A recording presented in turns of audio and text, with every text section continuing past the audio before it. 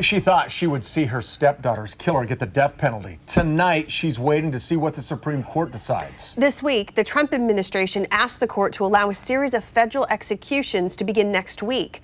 KCTV5's Emily Rittman talked to those anxiously awaiting that ruling.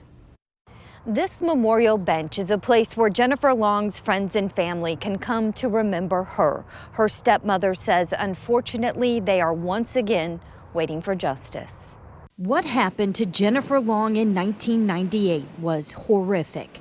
Wesley Ira Perkey raped and murdered Jennifer, then dismembered and burned her body. It just about killed me.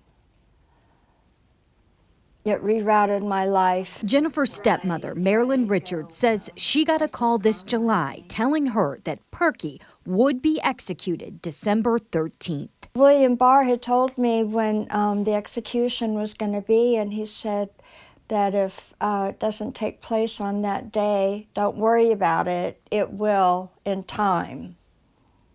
You will get your justice. That's what he said. Last month, a judge issued an injunction putting a temporary hold on the federal executions of 4 death row inmates, including Perkey, while their attorneys challenged the government's lethal injection procedure.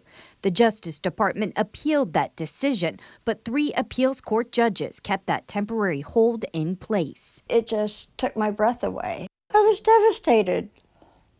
We all were. In a written statement, Sean Nolan, an attorney representing the men facing federal execution, said in part, "We are gratified that the Court of Appeals agreed with the district court. The courts have made clear that the government cannot rush executions in order to avoid judicial review of the legality and constitutionality of its new execution procedure."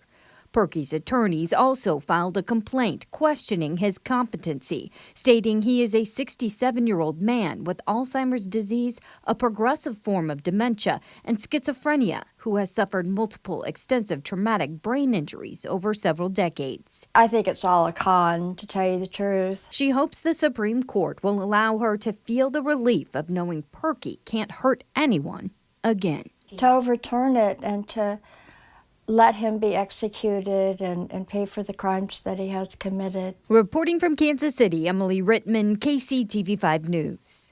Perkey was also convicted of beating 80-year-old Mary Ruth Bales to death with a claw hammer in 1998.